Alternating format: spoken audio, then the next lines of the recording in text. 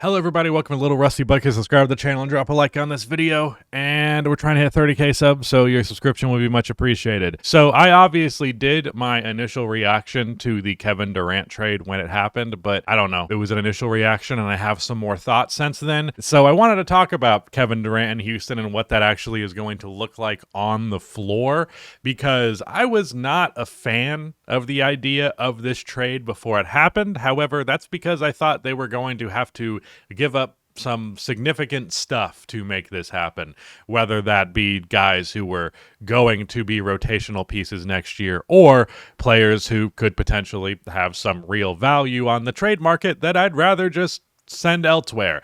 Jabari Smith Jr. at the time I'm recording just signed a contract, 5 years, $122 million. So there were a couple of Rockets fans pointing out to me that the Rockets are more invested in Jabari Smith than I was leading them on, suggesting they were. So that's cool. I'm glad because I like Jabari Smith. I hope he gets more opportunity, and I really hope that he gets opportunity to play alongside Durant and Şengün, whether that's him at the 3, Durant at the 3, doesn't really matter, but I like the idea of that length. He's a very positive defensive player, and his three-point shot, not consistent, but it does seem like it's real. His mid-range shot is very real, and he's good in transition. So I like him. I'm glad he's back. They're also apparently likely to sign Dorian Finney-Smith. They seem like the front runner to add him to the team, which is interesting. I thought the Lakers would be able to retain him, but maybe not. Maybe this ages poorly. We'll see. I'm recording this Monday. It's scheduled to come out Wednesday. Upon seeing what they traded for Kevin Durant, how little they traded for Kevin Durant, I was like, okay, no problem there, because there isn't really any major consequence here. They both aren't committing to him super long-term money-wise because he's on a 1-year deal, but they also didn't give up even Reed Shepherd or Cam Whitmore in this deal. Like, in terms of young, or Tari Eason, like, they don't have any young players they really cared to keep around that aren't there anymore. They had traded Dylan Brooks and Jalen Green making $30 million a year is not worth it. So really, they just saved themselves from a terrible contract, which Jalen Green was going to continue to be a terrible contract on the Rockets.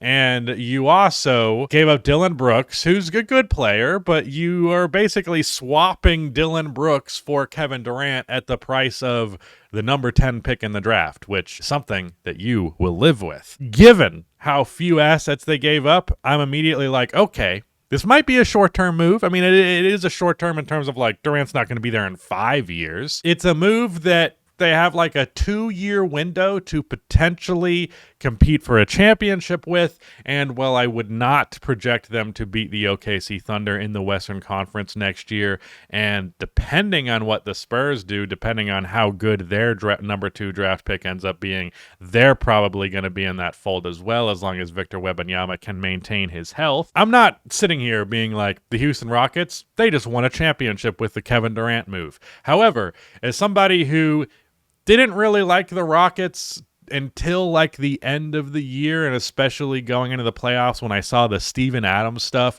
I just loved how much they were embracing a very old school traditional style of basketball. Didn't necessarily think it was a good move, like the most winning decision, but with the personnel that they had, it made sense and it was very enjoyable. I also fucking love Amen Thompson, and I know I'm not unique in that. He is a very, very well-liked player just because of, god damn, what a freakish athlete he is. And I also really like Jabari Smith Jr., but I can't say I was big on anybody else on this team until the playoffs, until that end of the year stretch. And then I'm also not a huge Kevin Durant fan, as is well documented.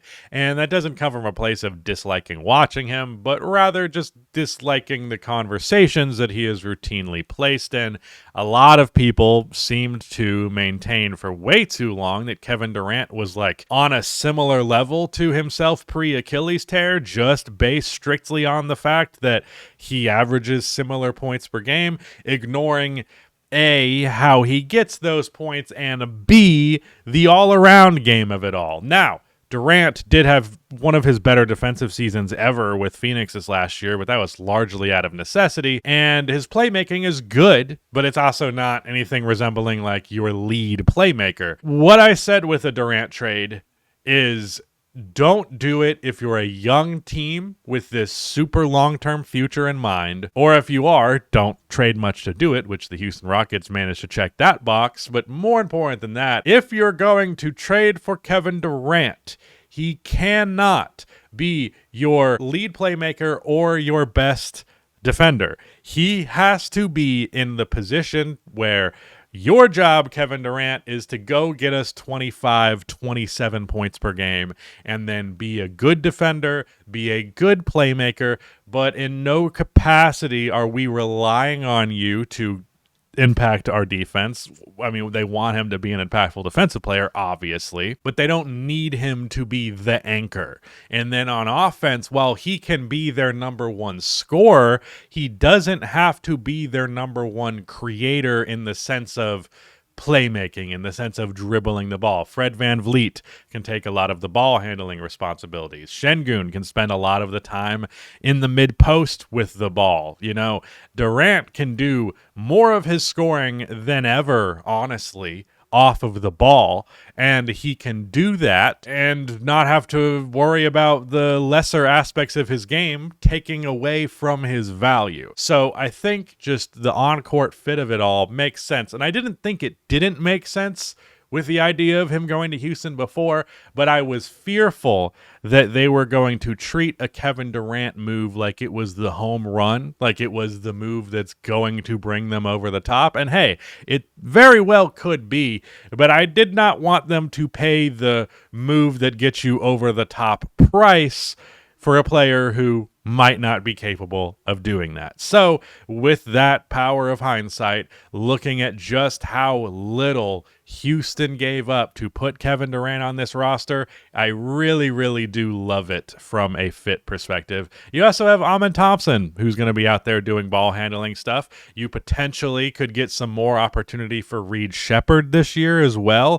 From what I understand, his stuff when he was actually on the court was pretty good. So I think there is a lot here for the Houston Rockets to build a true bona fide contender. They lost to the Golden State Warriors in spite of the fact that Jimmy Butler missed a game and a half, I believe is what that ended up being. They definitely were not quite ready to be in that contender tier. But the number one issue was simply half-court offense, simply just having a guy who can create his own shot whenever he wants, and Kevin Durant is that guy. There is one change that I would like to see in Durant's game, though. I really, really, really want this to be the year where he, as much as he would be willing to, who's to say if he would, but I'd love for him to dramatically increase his three-point volume, because what Durant has done over the past few years, while he was a mid-range master when he was in OKC, since then he has been a way higher volume and, to give him credit, higher percentage mid-range shooter. He has leaned on that shot more and more and more as he's gotten older, while maintaining a similar three-point attempt rate and reducing his driving volume. If Durant is going to be this jump shot heavy, I would like 2, 3, maybe even 4. Probably 3 is about as much as you could ask for, but more of those mid-range jumpers to instead be three-pointers, so that the fact that he's on such a high jump shot diet, A, becomes less volatile, and B, it's just overall more efficient and effective offense. And then C, Houston's not a great three-point shooting team, so having one of the best shooters to ever touch a basketball, so to have one of the best three-point shooters or shooters in general to ever touch a basketball, getting 2 more three-point attempts, 3 more three-point attempts per game, I think it would go a long way. So that's the only really knock, is like I would like a guy who shoots threes just a little bit more than Kevin Durant volume-wise. I think all of the holes that exist in Kevin Durant's game, the Rockets are well-suited to plug, and I think vice versa. So little assets given up. I like this. I really think I actually love it. I think I love Kevin Durant in Houston, and didn't expect to really love Kevin Durant anywhere. When I was looking at all the potential trade destinations, I was either like, this team is too young and shouldn't put this much into it, or the team's going to ask him to do too much. But the Rockets managed to do neither of those things, neither give up too much nor ask him to do too much. And I think it's a perfect way for him to end his career, a perfect spot for him to end his career, playing competitive basketball, but not doing it in the form of like, I'm Kevin Durant, get out of the way, because guess what? That didn't work very much at all after he left the Warriors. And part of it's the Achilles tear. Part of it is that his game was just not well suited to work that way. And I feel like after Golden State, he had this like, I need to carry a team to a championship. You don't have to do that. You don't. But if he managed to be the best player, or basically tied for near the best player for this Rockets team, scoring 25 plus, and he gets a championship out of it, that would be a truly great way to end his career. Certainly a much better path than I previously thought they would be going on. He would be going on. Non-binary Kevin Durant pops up again. Son of a bitch. All right, that is it. Goodbye.